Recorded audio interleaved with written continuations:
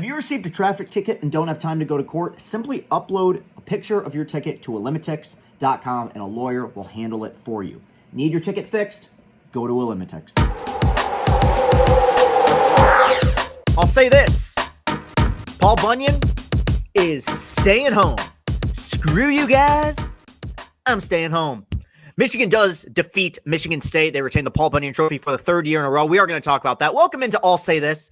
I am Chris Castellani. Thank you for being a part of this journey with us. Good weekend in sports to discuss here. Plenty on the table in this beautiful state of Michigan. And we will talk about Michigan versus Michigan State. But we're going to start by discussing the Detroit Lions. You know what, guys? I have absolutely no problem saying that I think that this is the best team in football right now. And look, you watch what they did on Sunday in absolute dismantling of the Tennessee Titans. Now, for the sake of fairness, the Titans are very bad. Not only are the Titans bad, the Titans are a mess. They've never won a Super Bowl, so I'm not going to act like they've always been some model organization, but I don't know. I mean, it feels like several years back, Mike Vrabel had something going there. They fire Vrabel. They kind of lost their identity. Derrick Henry hits free agency. It's not a very good football team right now, and I think it's probably a football team that might be better suited, probably playing for draft positioning at this point. With that said, you score 50 points in the NFL, and it's going to turn some heads, and that's exactly what we saw on Sunday. A complete performance in every aspect of the game by the Detroit Lions. One of those performances that you just look at top to bottom, and when you watch it back, you just you say to yourself, this is a Super Bowl caliber team. And I have no issue saying that. Even last season at points, I felt almost a little bit hesitant because, there were issues with the defense and the secondary. And I understand this year you got the Hutch injury, but this team, outside of, a game against Tampa Bay where they botched some red zone opportunities, and really, you play that game out 10 times, Detroit wins 9 of them. They made uncharacteristic mistakes in that football game. Besides that, Detroit has been essentially flawless at points this season, and I swear they've gotten better every single week. And the way that they did it on Sunday, it just goes to show the depth of this football team and the number of weapons that they have, because Jared Goff, coming into this week, was being talked about as a potential MVP candidate. Now, I'm not going to discuss that as a possibility till we get a little bit further down the road here, but you take a guy that for the time being is talked about as a potential MVP candidate. And Goff played a fine game, good passer rating. Like he didn't do anything wrong on Sunday. Accurate as hell, but he was essentially a non-factor because you completely dominated the special teams game. You had 3 huge returns, including a Khalif Raymond punt return for a touchdown. You dominated the line of scrimmage again. Jahmyr Gibbs was just running wild. I mean, Jahmyr Gibbs, and I'm going to have to look at the numbers. He's got to be one of the top 5 most electric players to watch in the NFL right now. I mean, you talk about the steal of the century. It's crazy to me that people, myself included, question that pick when it happened. This guy's unstoppable. Every time he touches the fucking ball, I think he's going to score a touchdown. He's incredible. He's popping off big runs. And as I said in my post-game video, most NFL games are relatively competitive. This isn't like college where those first 3 games often you're playing a non-Power 5 team and you're kind of, beating the crap out of them. Most games are relatively competitive, but I could tell early on this was going to be Detroit's game because the only way that Tennessee was going to win this football game, they did come in with the number 1 defense in the NFL. Now, watching them on Sunday, I feel like they're not going to end with the number 1 defense in the NFL, but we'll see. I figured if they get into a rock fight, if they force a few Detroit turnovers, then maybe this thing could get a bit hairy. And in the early part of the game, both teams were just going right up and down the field. And if you try to get into a track meet with Detroit, you will lose. I don't think that there is a football team in the NFL right now that can really compete and win a high-scoring affair against this Lions team. I am going to bet on this offense to sustain drives and win games consistently because we haven't really been proven wrong yet this season. Sometimes they've beaten themselves, like in the Tampa Bay game, but besides that, when they're firing on all cylinders, it's an impossible offense to stop, and it's an even more impossible. I don't even know who Tennessee's coach is. It's not Mike Vrabel. That dude had to have been ripping his hair out because if you're gonna face an offense like Detroit, the one thing you gotta hope for is you gotta make them drive the length of the field. Now, Detroit, in fairness to them, does that with relative consistency. But there were, I think, 3 drives in which Detroit started with the ball on Tennessee's 25-yard line or closer to the end zone than that. I mean, you're going to win games doing that. You're going to score 50. doing that. And that's exactly what happened. Just a fun game. I mean, just one of those. This is such a fun team in the way that they execute, and the fact that all this, I'm not going to call it cutesiness, I'm going to call it gutsiness, that Dan Campbell and Ben Johnson display in the hands of lesser football minds, and even more so in the hands of a less talented roster, could be maddening. I mean, think about this for a second. They were dominating the run game, right? You have 2nd and goal from the 3 at one point in the second quarter, and you do a halfback pass with David Montgomery, and he throws a touchdown to Sam Laporta. Every other Lions team prior to 2022 who would have tried to run that play, it probably would have been a turnover. And knowing the history of the Lions, it probably would have been 6 going the other way. And yet you see this team do it. And I just laughed. I'm like, of course this is going to be a touchdown. Of course this is going to work. And that speaks to not just the talent on the roster, but the change in culture here. I mean, the what can possibly go wrong mentality that the many fans understandably have had for so long, that's out the window. I mean, they've completely changed that. There wasn't a second where I felt like they were going to lose that game. And based on what we saw on Sunday, it didn't seem like there was a second where Detroit felt like they were going to lose it either. Just a complete performance, incredible special teams performance. That was another element last year. You never really knew with the kicking game. Bates has been great. You've gotten some big returns, just absolutely dynamic. And look, you're going to be without Jameson Williams. I forgot to talk about that for at least one more game, but, and I like JMO a lot. His lack of a presence was not felt in this football game. Just a complete shit pumping of the Tennessee Titans. And now you just got to embrace it, because the Hutch injury was rough, but I would say yesterday was probably the easiest game you've had in your schedule so far this season. This is not a team that's played a cakewalk schedule. I mean, Arizona's no pushover. You had to go on the road and beat them. Seattle's no pushover. You played them on Monday night. You went to Dallas, which is never easy, and just completely smoked them. Went to Minnesota and beat them. And now you got to go to Green Bay. Now, Green Bay's a little bit banged up. Jordan Love has suffered multiple injuries this year. But even though, look, it's a loss if they're without Jordan Love, obviously. Matt LaFleur does such a great job with the play calling. And Malik Willis, who was, talk about going back to Tennessee, who was completely lost when he was playing for the Titans. He's a stable backup option. So Detroit's going to need to bring their A game, going to Lambeau. But even win or lose in that game, the way that this team seemingly gets better on a week-to-week basis is so fun. It's so inspiring. They are an incredibly well-coached team. But early on in this game, there was some concern with the defense. Calvin Ridley out of nowhere goes for 119 yards in the first quarter. And this is where I think Aaron Glenn, the defense as a unit has grown, but I think Aaron Glenn as a defensive coordinator has grown, which is they do a better job of just cleaning things up as games go along.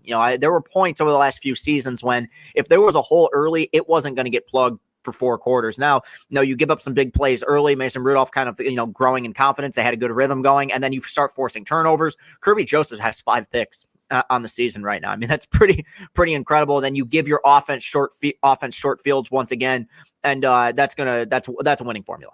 100 times out of 100, especially with a team that's this talented. Just a fun game, a low stress game. It's bizarre, and it shows how much the times have changed. I'm literally, as I'm talking to you right now, I'm actually actively trying to think of something to criticize, something to be like, well, they didn't do this great on Sunday. No, not real. There was really nothing. This is a complete unit.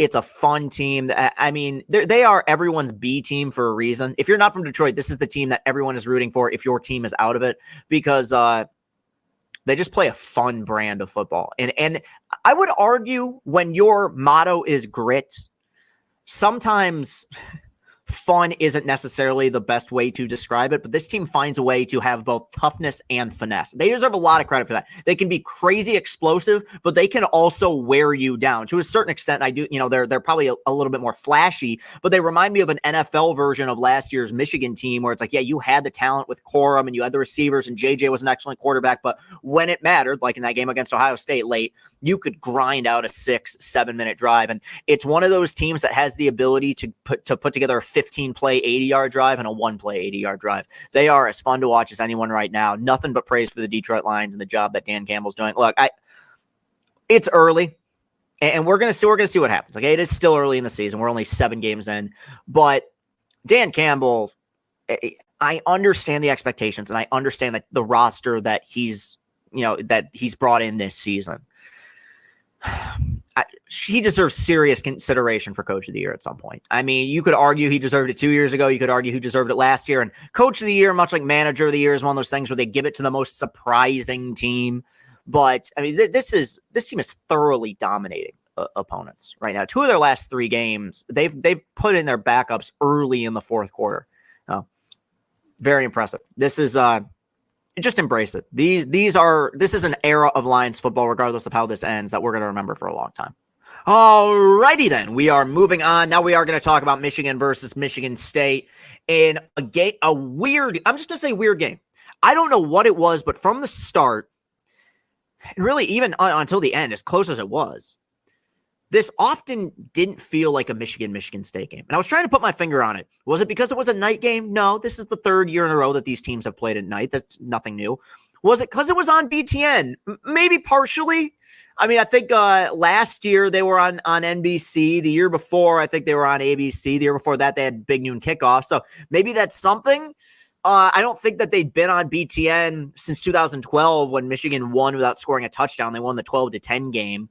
But so it felt kind of auraless, as the kids like to say. And I think a huge reason for that is both these teams are mid as fuck. I mean, even last year, as bad as Michigan State was, there was an appeal, maybe not for Spartan fans, but there was an appeal to knowing like this is a potentially generational all-time great Michigan team that they have here. And, that they laid pipe against MSU last season, and they pulled off a victory against Michigan State this season. Lots to talk about in a strange game and a strange box score, quite frankly, because the way that Michigan won this game kind of goes against the way that teams have won this rivalry game in the past. They were outgained. The best offensive player on the field was Nathan Carter, who was incredible. And you think back to this rivalry and you think back to Corum and Kenneth Walker and Mike Hart and Javon Ringer. I mean, you win this game 99 times out of 100 with the best running back on the field. And that wasn't the case on Saturday. Michigan, in the first 27 or 25 minutes of this game, was getting dominated at the line of scrimmage. And despite the loss, and I know how much it sucks losing this game, the one thing that has surprised me about Michigan State this year is the fact that I really think that identity of toughness and running the ball, which is something that made the D'Antonio era so successful, that they got away from outside of Kenneth Walker going nuts during the Tucker era, it's returned much quicker than I expected it to be. And they deserve a lot of credit for that. But Michigan finally sustains one drive. They score a Colston Loveland touchdown. They botch the extra point. And then Michigan State, it felt like, of course, hindsight's 2020, maybe got a little bit greedy. Josiah Stewart with a strip sack, forced fumble. Kenneth Grant recovers. Michigan kicks a field goal. They hold the lead and they keep it the rest of the way. Now, Michigan State was driving there with a chance to tie the game late. It ended up being, a throw to the end zone that Michigan broke up. MSU had a pretty furious rally. And part of that was I am continually baffled by the defensive schematics with this team and the random substitutions and the way that guys seemingly play out of position. You had 3 instances in this game in which Michigan State had a 3rd and long and ran a draw play. And by 3rd and long, I mean 10 or more, like 9 or more. It was, a legitimate conversion in which they just did a draw play to Carter and he ran for a first down. You're seeing instances of Mason Graham, who's going to be a first-round pick as a defensive tackle, consistently lining up as a defensive end. I don't understand that. You're without Will Johnson, so I'll cut the secondary a little bit of slack. But, with Wink Martindale and his whatever he wants to call it, these fake pressures, or blitz packages that he's bringing. I mean, to me, one thing that Michigan avoided doing on Saturday, they did a really good job of, and Nick Marsh is a wonderful player, and Childs is going to be an excellent quarterback, but we've seen instances of Nick Marsh getting in single coverage and just torching teams, and I figured Michigan was going to try to avoid doing that, and for much of the game they did, and then you have a 3rd and 13 late in which Michigan State needs to score a touchdown, you bring a blitz, and you get Nick Marsh in single coverage on a slant route where he just makes a man miss and he scores a touchdown. I'm glad Michigan won this game, okay? But I don't want anything to get twisted, and maybe that's why my emotions during this game were just so weird. And in the aftermath of this game, because I love beating Michigan State. Ooh, do I love beating Michigan State. But I saw nothing on Saturday that changed the way that I felt about this football team. It's not like I felt like some quarterback emerged or the defense all of a sudden started looking like the unit that won the national championship a year ago, or they started running the ball effectively and Edwards and Mullings had these great games. No, it was none of that. They grinded out. They won this game the way that they needed to win this game. They grinded out a really ugly rock fight, which is what they needed. Now, there were things that we saw that were significant improvements over what we'd seen over the first 7 games. That is undeniable. Number one, 0 turnovers. And this is where I have to give Davis Warren a lot of credit. Michigan starts Davis Warren. Jack Tuttle not only didn't start, Jack Tuttle didn't play. And I don't know, early on in the season, it seemed like Sharon was pretty loosey-goosey talking about the availability chart and who was going to start. I don't know what Tuttle's situation was. I don't know if anybody asked about what Tuttle's situation was, but Davis Warren was the starter. My guess is regardless of Tuttle's situation, that would have been the case anyway. I think that Michigan spun the wheel with these 3 different quarterbacks, and ultimately, I do think the one that gives you the best chance of winning is Davis Warren. I do think he's probably the best athlete, best passer of the bunch, best overall quarterback. The turnovers killed him in the early part of the season, but that's where you give him credit.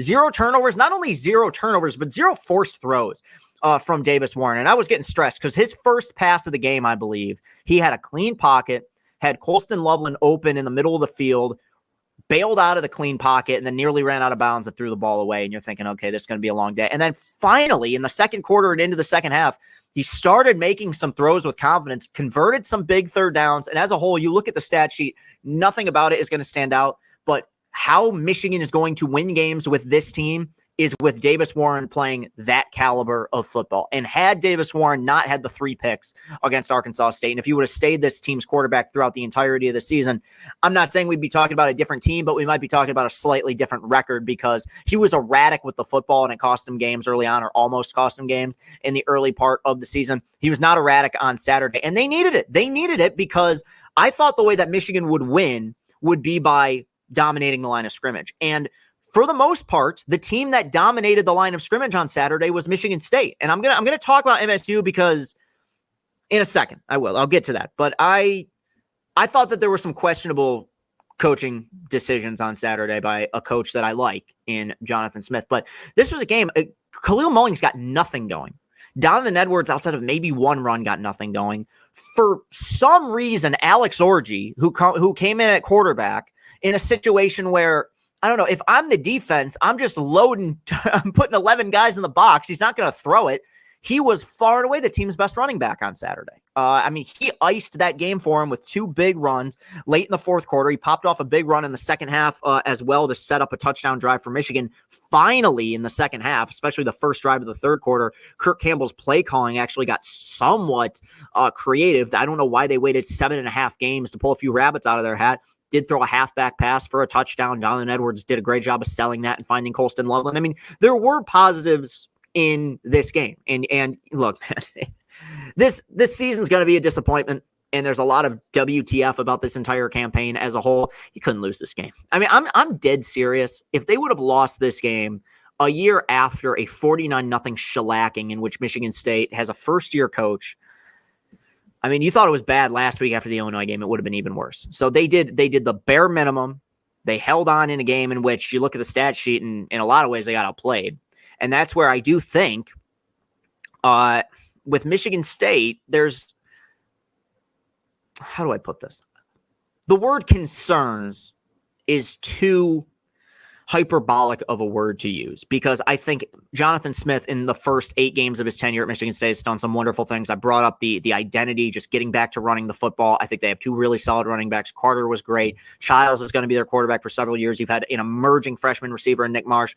All of that is great. I thought on Saturday they had a chance in the first half to not just take the lead, but I'm serious, put Michigan away. And I felt like whether you want to put it on the players or put it on the coaches, they literally and figuratively fumbled some opportunities.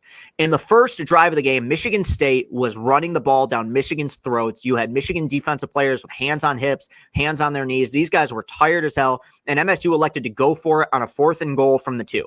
That decision doesn't bother me. And depending on what the play call would have been, they were running the ball so successfully, they may have converted it. You get a delay game penalty. Probably should have called timeout there to set something up. And then now this I can't put on coaching. Jonathan Kim, who's been money, misses it like a shorter kick than an extra point, essentially. Nobody could have seen that coming. A 19-yard field goal, whatever, that he completely boofed. That was shocking. But still, you had an opportunity to put points on the board. You didn't. And then in the end of the first half, like I said, maybe you got a little bit greedy with trying to air it out with Childs, get some points on the board, go into halftime with the lead. You went, or well, they had the lead technically. It was 7-6 at the time, but going to halftime with an extended lead, you end up facing a deficit. And then in the second half, I don't know. I felt like after the first few drives in which they were dominating the line of scrimmage and they were running the ball so effectively, maybe it's because they were playing from behind, but I felt like had Michigan State stuck to their identity all throughout the entire first half and into the second half of that game, this is not a Michigan team that's equipped to play from behind. And they know that. And they know that. And even though they overcame, a 7-0 deficit, this could have easily been 14-0 in the early part of this game. And I think that the game would have ended much differently. I think if somebody would have showed Jonathan Smith the stat sheet before the game, I think he probably would have said, man, I will take this. I feel like we probably outplayed them. But as has been the case for Michigan State a lot during this season, it's the self-inflicted wounds. It's shooting themselves in the foot. And that's the one thing I not predicted, but said if Michigan was going to win this game, they were going to do it by forcing turnovers and forcing Michigan State to make mistakes. That's exactly what happened. MSU left some points on the board, and Michigan ended up prevailing. Yeah, they needed it. Now it increases your chances. I mean, the likelihood of you being a bowl team now is pretty significant. You're going to have a winnable game against Northwestern. Anything else? I don't know. Oregon, Indiana, Ohio State. Good luck. I don't think that we're going to see some brand new Michigan team show up here. I still view this as a very underwhelming campaign. But is it slightly funny that Michigan's worst team in a decade still beat one of their biggest rivals? It's amusing. I politely chuckled and wrote about it in my diary on Saturday night. I guess people were hammering me about it. The way the game ended with the Colston Loveland headbutt and confrontation. I don't know. Like I expect so little in terms of civility from this rivalry at this point. This is one of those things where as of earlier today, all 5'7", 152 pounds of me just doesn't understand. Like I think fighting on a football field and 15-yard penalties for punching somebody or tackling somebody excessively. That's behavior. I just don't understand how people exhibit. Like it's undeniable stupidity in my opinion. I acknowledge I appreciate at the very least Loveland and Sharon putting the kibosh on it and acknowledging that, we got to be better. That was an ugly end to the game. I was hearing Khalil Malling stomped on somebody. This is the part of the rivalry that just annoys me. And it's so bizarre because as somebody who is a Michigan fan with a voice on the internet, like, I don't know, I get DMs from people asking, like, as if I represent the fucking football program. Look, I don't want to go this route because we have literally spent 2 years bringing up the stupid tunnel incident. This is never going to be a civil rivalry, and it's always going to feature players doing stuff that I don't approve of, and that exists with my team, and that exists on the other side. I just, I understand Colston Loveland, heat of the moment. I get it. Your team won. Just go celebrate with your team. Like, it's done. It's over. Whatever.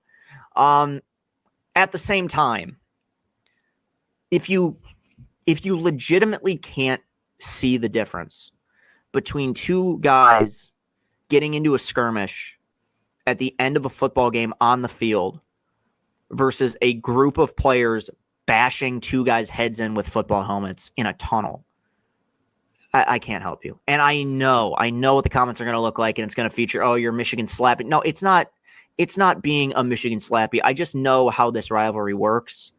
And I think that there seems to be this thing, it's like politics, where you have to approve of everything that your side is doing while also disapproving of everything the other side is doing. No, I'm one of the few Michigan fans with a voice on the internet who acknowledges Michigan does a lot of shit that I just think is weird. The Colston Loveland's comments after the game, little bro gonna do little bro things. Again, it's one of those things. Like, would I say that? No, I wouldn't. It's setting yourself up for retaliation. The one thing I will say, and I remember I did an All Say This episode back when I was at Barstool where I talked about this. You remember a few years back when Michigan State won the Peach Bowl against Pittsburgh, and they got Peach Bowl rings, and they put the score of the Michigan game on there. And I came on here and I said, look, do I think that's kind of ridiculous? Yeah, a little bit. But the best way to solve that, if you're Michigan, is to go out and beat Michigan State the next season.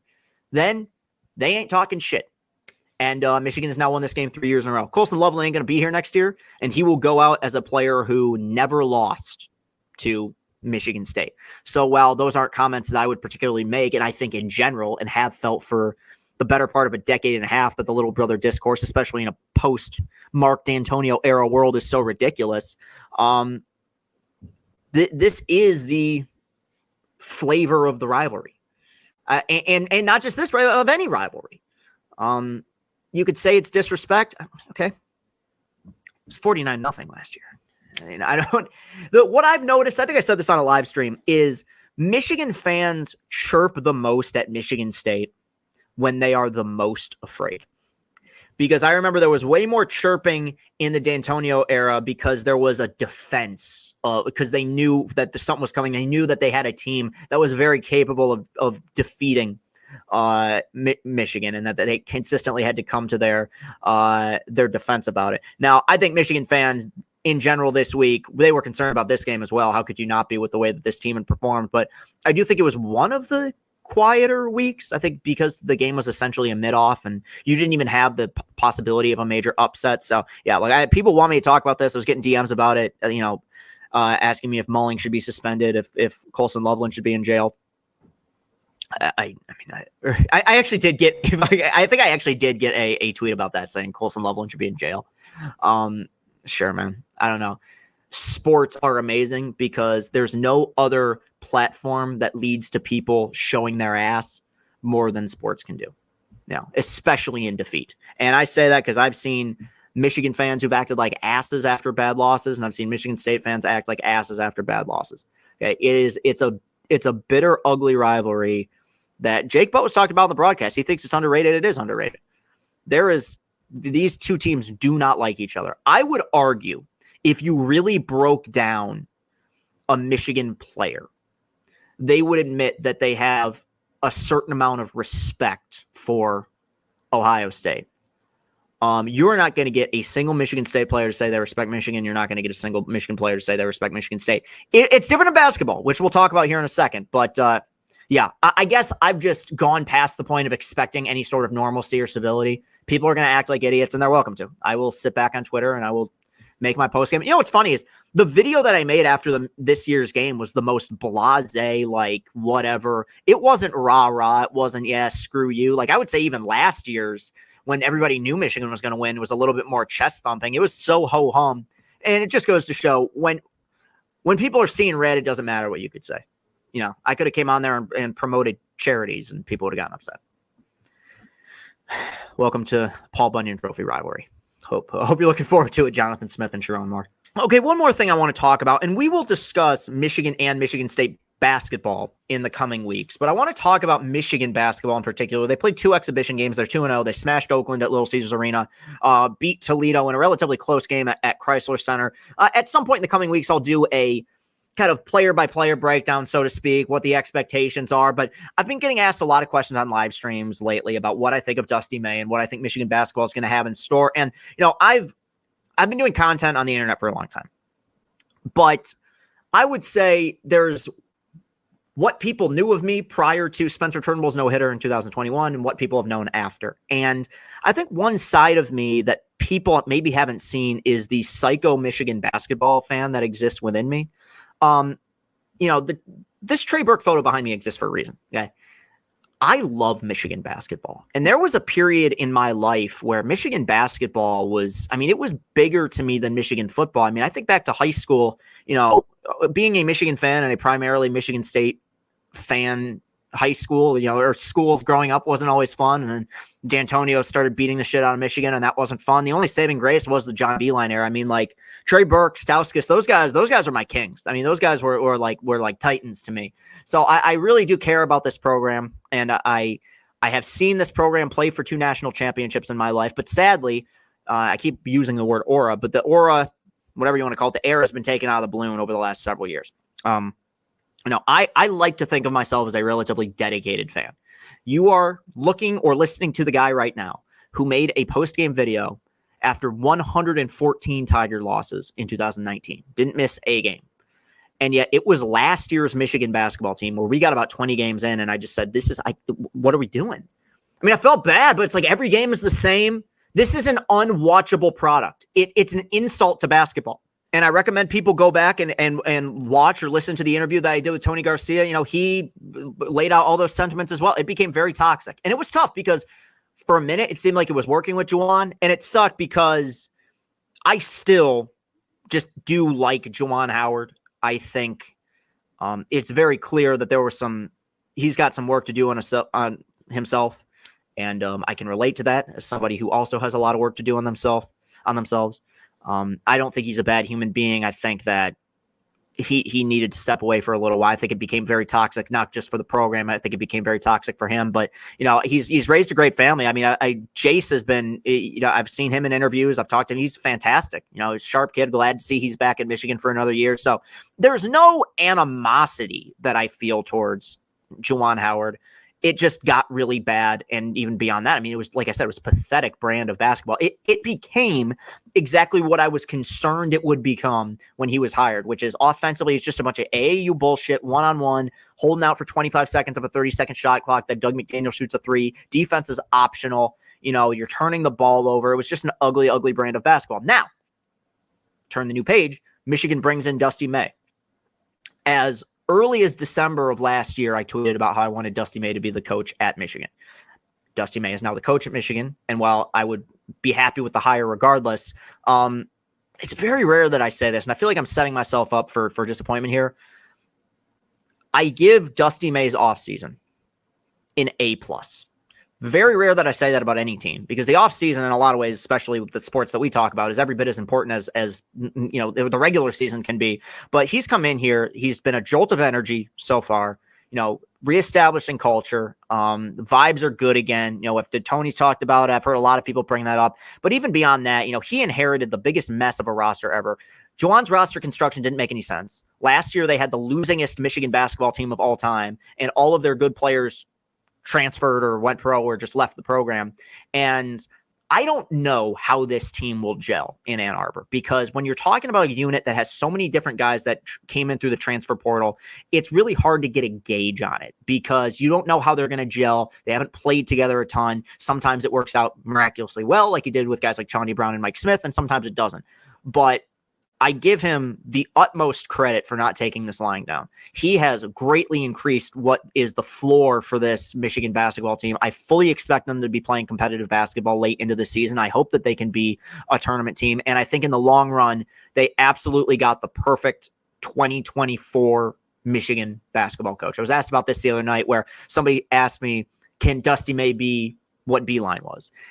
And my response is, as a tactician and as a pre-game, like preparer for a game, X's and O's guy, I don't think Michigan will ever have a better basketball coach. And that's not a knock on Dusty May. John Beilein was just that good. I mean, he had the ability to draw things up in the sand and get the most out of his players. He was incredible. But I think Beilein was even kind of open about the fact, and this was before NIL and even before the portal became what it became, that, you know, the modern landscape of college basketball was getting a little bit tiring for him. And I think that Dusty May in the current age of college basketball can be perfect for Michigan the way that Beilein was perfect for Michigan from 2008 to 2019. I really do believe that, because it's a big commitment, and you got to commit to recruiting. You got to commit to making sure that the players you have on your roster are content and happy when the season ends. You got to make sure that guys aren't hitting the portal. If they do hit the portal, then you got to hit the portal and go add some guys. It's a 24/7, 365-day-a-year job, and I think that he's the perfect guy for it. So I'm genuinely excited, and I hope that we can get back to a point where Michigan is playing really good, meaningful basketball again, because I have never agreed with the whole Michigan can only be a football school. Having seen Michigan football win a national championship, I'm aware that it is a football school, but I don't believe that basketball just has to go to the wayside because football has been successful. Like I said, I've seen some great players, great coaches, and great teams come through this program. Some of the most fun I've ever had watching sports were those Michigan basketball teams, and I'm Dusty May, without going into what I think this team's going to be, and we're going to get more into it because they're going to be starting up games here pretty soon, has my full support. I have very little skepticism regarding Dusty May and what he's going to do at Michigan, because I think that the landscape of college basketball has changed so quickly. And the thing that he's focusing on, which ironically we talk about with the Tigers all the time, is player development. And I think that's so important, because the age of let's go out and get 5 5-star recruits, and they're all going to be one and dones, and we can make a run at a championship and just call it a day. I think that's done.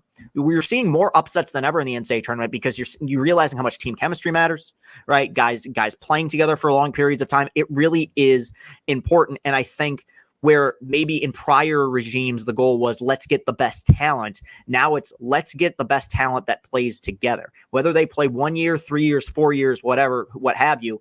It's about developing these guys. Beeline was the master of that, taking out these projects, Wagner, Stauskas, Trey Burke, what have you, and turning them into fucking grown-ass men. My hope is that Dusty May will be able to do the same because it's been undeniable. Not only has Michigan basketball regressed in the last several years, but every story was a bad story. You had to start over. Warde Manuel had to pull the trigger, and I felt like they went out and they landed on the right guy. So I just want to preview that a little bit because I have been getting asked a lot of questions about Michigan basketball, which I am very excited for. And I'm excited to talk about the basketball in the state. College basketball is one of those sports where when it's not Michigan or Michigan State or really the Big Ten, I'm not soured to it. I guess I'm just not paying as much attention as I used to, but I'm going to be all over this season. I really am excited, and I'm going to preview and talk about Michigan State at some point too because, the question every year is does Tom Izzo have another run?